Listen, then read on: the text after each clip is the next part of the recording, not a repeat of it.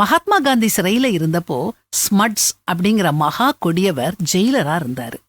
அவர் எல்லா கைதிகளையும் எலும்பு ஒடிய அடிப்பாரு. காந்தியையும் கீழே தள்ளி பூட்ஸ் காலால பல முறை மிதிச்சிருக்காரு, அடிச்சிருக்காரு. அவர் அப்படி அடிக்கும்போது எல்லா கைதிகளும் ஐயோ ஐயோன்னு அலறுவாங்க. ஆனா காந்தி மட்டும் கடவுளே கடவுளேன்னு சொல்வாரு. இது அந்த ஜெயிலரை ரொம்ப யோசிக்க வச்சது. அதுக்கப்புறம் அவர் காந்தி அடிக்கிறத நிறுத்தினாரு.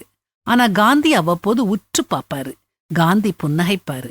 ஒரு நாள் ஸ்மட்ஸ் காந்தி கிட்ட, மிஸ்டர் காந்தி, நான் உங்களுக்கு ஏதாவது உதவ நினைக்கிறேன், என்ன வேணும் அப்படின்னு கனிவா கேட்டாரு.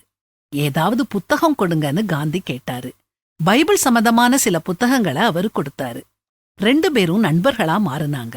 நட்பு வளர்ந்துச்சு. ஒரு நாள் ஸ்மட்ஸ் காந்தி கிட்ட வந்து, நான் உங்களுக்கு ஒரு மகிழ்ச்சியான செய்தி வச்சிருக்கிறேன், ஒரு வருத்தமான செய்தியையும் கொண்டு வந்திருக்கேன்னு சொன்னாரு. மகிழ்ச்சியான செய்தி எது, வருத்தமான செய்தி எதுன்னு காந்தி கேட்டாரு.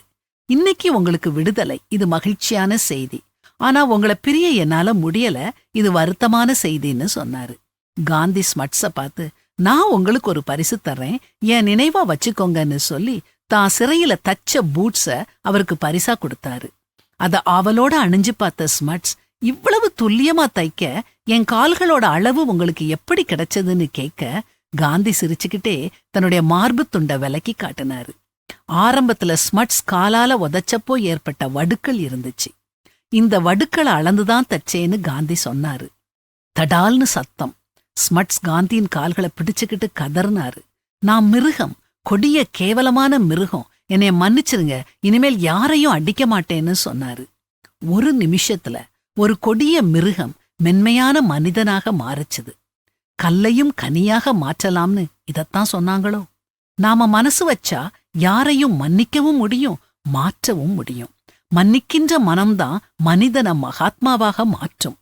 ஒருவருக்கொருவர் தயவாயும் மன உருக்கமாயும் இருந்து கிறிஸ்துவுக்குள் தேவன் உங்களுக்கு மன்னித்தது போல நீங்களும் ஒருவருக்கொருவர் மன்னியுங்கள் அப்படின்னு பரிசுத்த வேதாகமும் அறிவுறுத்தது.